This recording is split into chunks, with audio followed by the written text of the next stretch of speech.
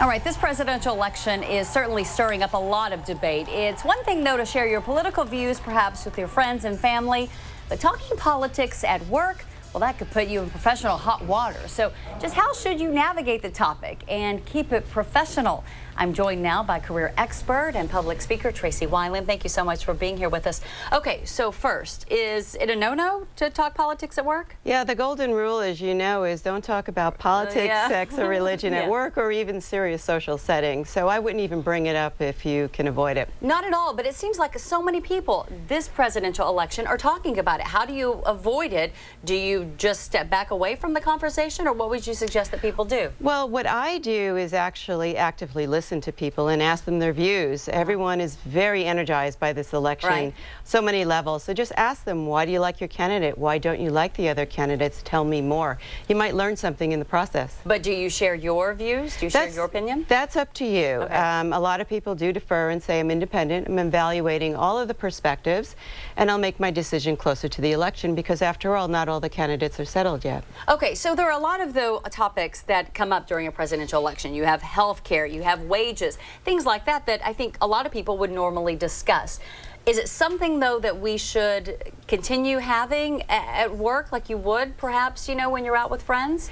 It depends on your comfort level. You know, you have to remember that, you know, we have dominant groups. This is a Democratic state. A Republican might feel out of place.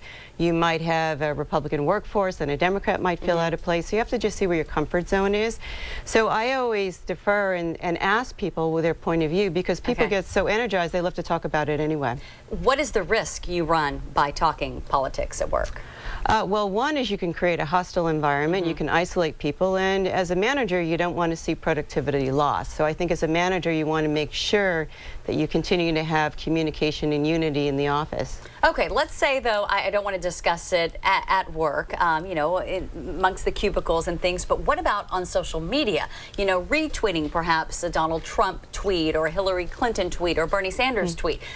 Could that get me in some trouble? In some companies, they don't mind. In other companies, you know, they really view the employee brands as an extension of the corporate brand. And many corporations don't have an opinion, or they support all of the candidates. So I think you have to really talk to your manager, and retweeting is one thing, but it might be, what are you saying, you know, in your retweet. So I think you have to be very careful, because you remember the election's going to end in November, and you still want to have your job after that. Okay, we have a full screen that we can bring up that offers folks at home some other tips, if I can show that. So don't initiate the conversation, which we talked about. Listen and learn. Remain neutral. I think that's important. That's something that you hinted on there. Just kind of take in everyone's viewpoint, divert the conversation, and find a common point of view. Anything else that you suggest to people? This is an exciting election, and if you say to people, aren't you energized about all the young people who are out there voting, or aren't we lucky to be living in America where we have the right to vote,